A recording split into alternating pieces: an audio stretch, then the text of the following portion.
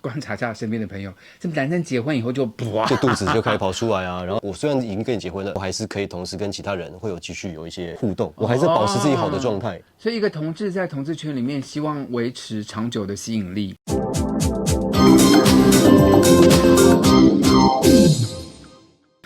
Hello， 欢迎来到这一集的跟老师上床，我是你们陈老师。今天的来宾是马克，嗨，我是马克。这是一个同志的频道，每次老师来宾坐在床上纯聊天。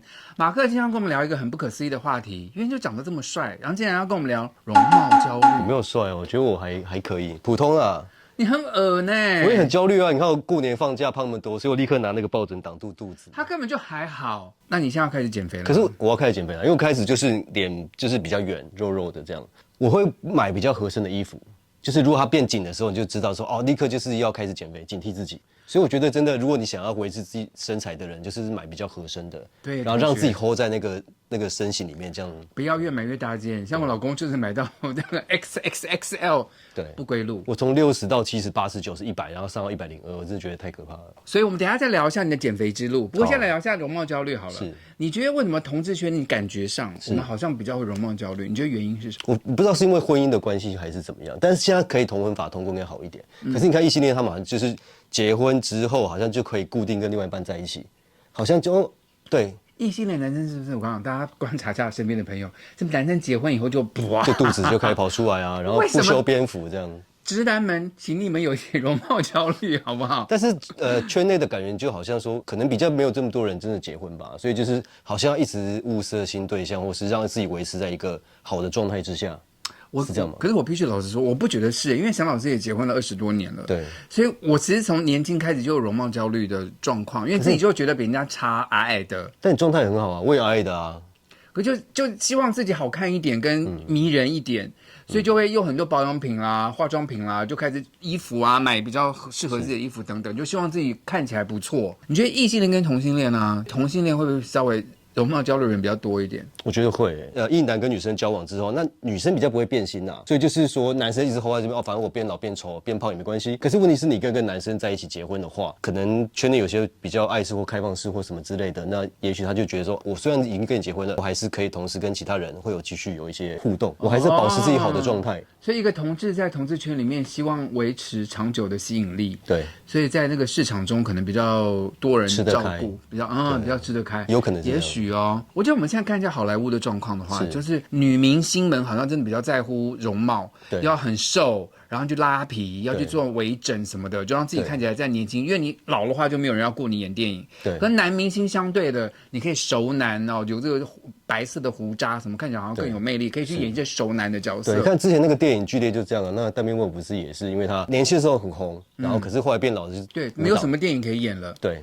就现在有演这种恐怖片，他就重新再回到这个主流市场。然后他之前在电影里面不是说他可能要被他老板 fire 掉，然后要用一个比较年轻的嫩妹去取代他，他也是容貌焦虑啊。对。同性恋跟异性恋比较起来的话，我觉得以整体来说，同性恋族群好像应该容貌焦虑稍微严重一点。对，我觉得因为我们在我们的之间，好像看别人以外表取胜人蛮多的。是，但我们在那个什么有没有？我们在那个交友软件上面，然后会说巨胖，巨丑，对，等等，所以大家就因为要在交友软件上面能够有人滑你，所以大家不但微整或干嘛的，还滤镜啊，用了一大堆，希望自己维持在一个很好的样子。可是我觉得在交友软件上面也不要说巨胖巨丑什么之类的，你就写你要的就好了。哦，我希望什么运动阳光款，我希望什么之类的。我觉得不要只是用比较负面的词去讲。当然，对，用正面的表达你要的就好，这样子。马哥很好奇，你在交友软件上你的表现如何？表现，就是你的生意好吗？还好吧，就是还可以，才怪吧。可是我跟你讲，同一个圈内，假如说我现在住在那个松山区，我在松山区的时候，就是他们刚敲人就敲过一轮之后，也不太会敲我了。除非你换一个地方，你可能跑到新竹，跑到台南。敲你圈不敲你的原因，是因为你都约不出去，对不对？不是，就他们都看过啦。就是你开那个每天开起来就同一批人，然后就不太会敲啊。可是你只要每次到新的地点的时候，就会有新的人敲。好，我们再讲回来说，同志圈里面，大家因为容貌焦虑的关系，会开始去做头发啦、保养皮肤啦、对、微整啦、买好看的衣服啦等等的。可是我觉得这是个好事吧，就是我们把自己打理的好，就是应该是不错的事吧。对。可这跟容貌焦虑之间又有什么样的差异呢？其实我觉得可以有一点点容貌焦虑，让自己变好是一件好事。像是我觉得我要变胖了，我就去重训，这是好事。可是如果因为容貌焦虑，然后让自己每天处于一个情绪很低的状态，我就觉得是不太好。影响到心理，可能要去看心理医生的状况，就可能有点糟糕。对，所以中间有一个平衡点，就自己让自己每天赏心悦目，看得开心就好。对。因为我其实长久是有容貌焦虑的人，那我老公认识我的时候，其实我就是这样的人。因为他现在已经快60岁了，他还在说你买这么多保养品，他看我的保养品桌上说你这夸张，你这是买。然后我的柜子里面有一大堆保养品，他说你真的是神经病。可是我就自己开心，我也没有说一定要干嘛干嘛，就是可是大家看到我都说，沈老师，我觉得你皮肤还不错。我觉得这种赞美好像觉得自己蛮开心的。真的，我觉得你这样保养很好对。真的很好啊，可是像有人也是讲我啊，我就跟他说我42岁，他说你42岁算保养不错，你看起来很棒。对，然后我就说我也希望50岁可能还长跟刘德华一样什么之类的。有可能，你有可能。我跟你讲，他就是一出生就得到了父母给他的大乐透，就长相放他就已经没有，我以前也是很胖啊。你胖的时候会比瘦的时候找不到人吗？其实胖的时候也有市场我觉得是对，同志圈我跟你讲，跟异性恋圈比起来的话，同志圈比较能接受熊类的。熊类，对，其实我之前如果胖的时候会有人喜欢，然后壮的时候有人喜欢，但是最没有人喜欢的是很瘦很干的时候。你哪有很瘦？我曾经缩胃完之后到58公斤，那时候真的很少人敲就是58公斤好重哦。我80、90公斤的时候有人敲，然后70几的时候、60几的时候都有。可是我只要瘦到60以下、58的时候，真的几乎没有什么人敲沈老师长期是做168，所以一直保持得很瘦，然后跟做运动。但他上马克之前做过缩胃手术，对不对？他上一次来的时候有讲过他做手术的经验，所以我把那一个放在节目的最后面，想看的话大家就看一下。好，你还做过什么比较夸张的减肥方法？我之前其实我中医减肥，然后西医减肥，然后还有自己运动吃小番茄减肥。然后吃小番茄那个很夸张，就是我连续2个多月，然后3餐都只吃小番茄，然后每天慢跑1个小时，但的确有效哦。我2个多月瘦15公斤，可是不健康，对，很不健康，营养不均衡。而且过了半年我就是开始没有这样做之后，然后吃的多一点，喝饮料，立刻胖回20公斤。虽然那个反弹是超级快就回来的，然后觉得那我前面辛苦了2、3个月干嘛？你不这样做立刻就回来，所以我觉得这方法不好，大家不要学。中医的就是那也是去看医生，然后他会给你吃药埋线，吃中医就是比较调养身体啊。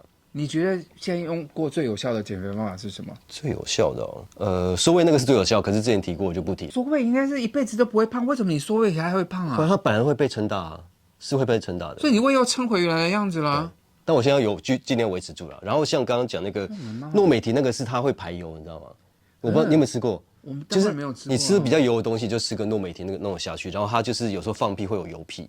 所以出门要多准备一条内裤不然就是立刻放油屁，那个内裤就是黄黄油油的。这是健康的吗？我不知道现在还有没有在卖，好像还有被停过一阵子，我不知道。我的天哪！对，我个人认为啦，要减肥不外就是2个方法，一个是少吃，一个是多运动，这是最健康跟最好的减肥方式。对，你要是极端这种都会影响到身体。然后西医我去看医生了，他跟我讲说，第一个早餐不能吃，然后不能喝甜的饮料，不能喝酒。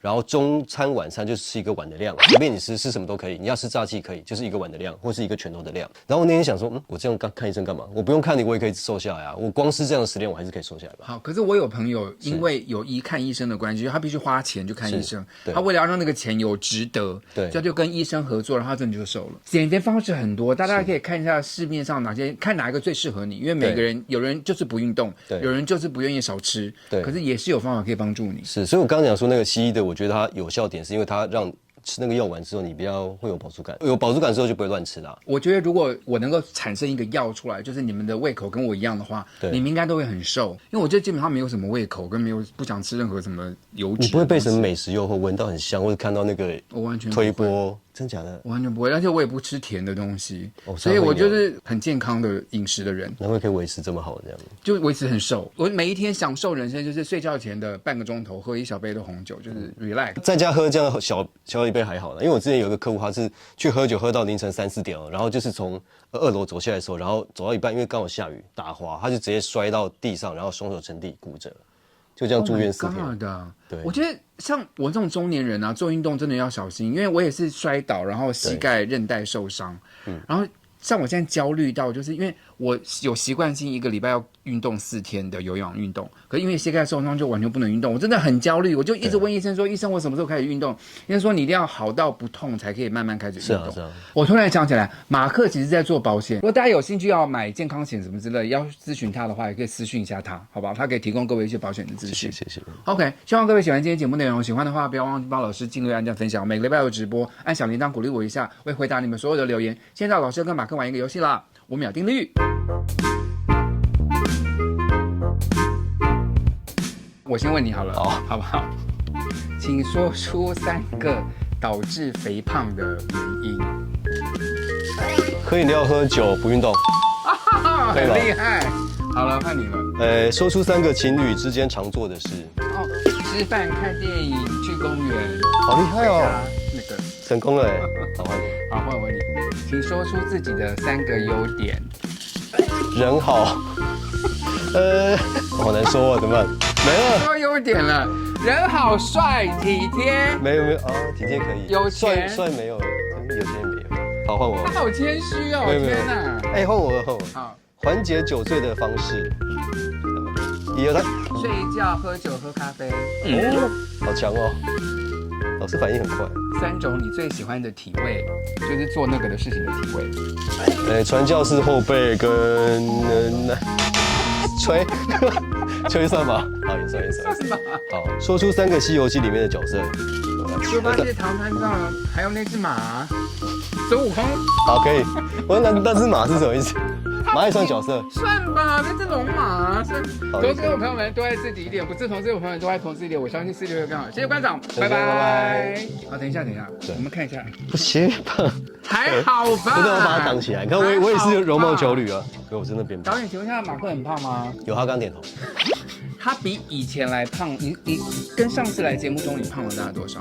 大概4公斤。就是你在新的地点开交友软体，对，一天有多少人敲你？也不一定啊，大概新的话就可能20几个吧。你看，这是天差地远。我开20天，你没有1个，所以我酗酒嘛。说我酗酒，同学，我每天晚上喝1小杯的红酒，这是酗酒。